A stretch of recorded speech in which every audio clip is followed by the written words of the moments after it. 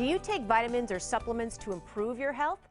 If so, is more always better when it comes to the recommended dietary allowance, or can we get too much of a good thing? Registered dietitian Jen Belanger joins us to demystify those vitamin labels. Hello there, Jen. Hi, how are you?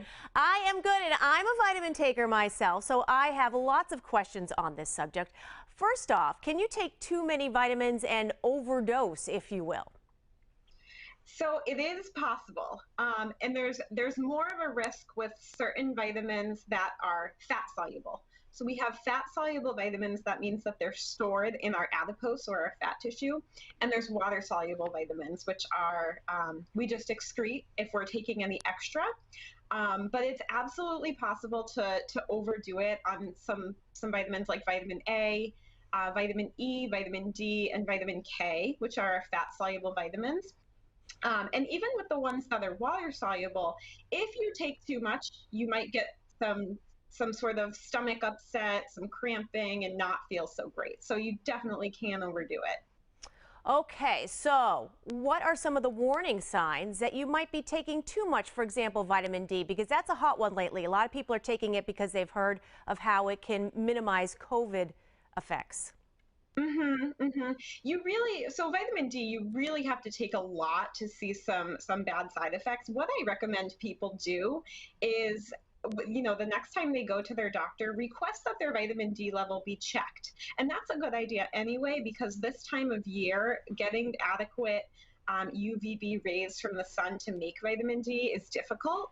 So I just recommend that people get their vitamin D level checked. If it's low, take a supplement, discuss it with the doctor, of course. But if it's not low, there may not be a good reason to supplement. And then you're just spending all kinds of money on these supplements that you may not need. So you should always discuss going on a supplement with your doctor or with a registered dietitian who can take a look at what you're eating, if you're getting enough of that vitamin from food, and if you really need to spend your money on a supplement at all. Now, I know they test for vitamin D, like you mentioned. Can they test your levels of other vitamins in your body to determine what you might need to supplement? Yep, you certainly can get those tested. Those are not routine typically. For example, like vitamin A or vitamin C levels are not routine tests. But most people who are eating a balanced diet are getting enough of those vitamins. And vitamin A and vitamin C, vitamin E are very common in fruits and vegetables, nuts and seeds, oils, foods like that. So again, working with a dietitian who can really assess your micronutrient intake from your food is a good bet. If you're worried, maybe a general multivitamin is for you. But even that, some people just don't really need them. I find a lot of people are taking supplements that they've been taking for years, and when I ask, why are you taking that? They have no idea. And they're just like, I've been on it for a long time, so I keep taking it. So I say, okay, let's take a look at if you really need this. Well, I'm glad you brought up multivitamins. So if somebody takes an all-purpose multivitamin, do they need to also take like a B complex and a vitamin D supplement in addition to that multivitamin, or does a multivitamin kind of do everything you need it to do? It depends on the supplement. Every multivitamin is a little bit different. So what you really want to make sure is when you look at the amounts of the nutrients in that multivitamin, you want there to be 100% or somewhere close to that for whatever nutrient it is. So for example, if vitamin C, you would want it to have 75 milligrams of vitamin C, which is 100%.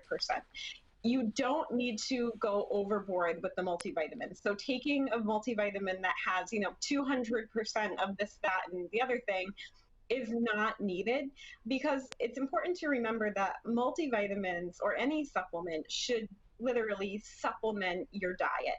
There's nothing that can replace a balanced, healthful diet for all the micronutrients that your body needs. We can't replace poor eating with supplements. So they should really be thought of as like an insurance plan on your diet, so you want to get your nutrients from food, and then if there's any gaps, that's where the supplement comes in. But we shouldn't be relying on them for all the nutrients that we need. Now that makes a lot of sense, but are there any vitamins that don't work well together in the human body? For example, is it not wise to take too much iron and too much vitamin C together because they can be caustic in your system? So it's funny that you mentioned those two. So actually, for people who are iron deficient, taking vitamin C with iron is actually a good thing. It can help Hmm. with absorption. However, there certainly are circumstances where you don't want to take certain vitamins depending on what stage of life you're in. Not that they're going to interact with each other. For example, pregnant women should not be supplementing with large doses of vitamin A because it can cause birth defects. Another example is if you're prone to constipation, you probably want to stay away from the iron supplement because it can increase constipation. That all being said, there are supplements that interact with each other. Usually, we're on the lookout for the herbal supplements or things like St. John's wort or maybe the curcumin supplements, things like that can interact with each other and with medications. So if you're someone watching this who does take a lot of medications, prescription meds, and you're taking supplements that you haven't discussed with your doctor, there certainly can be interactions that we want to be careful with. So it's really important to talk that all over with your healthcare provider.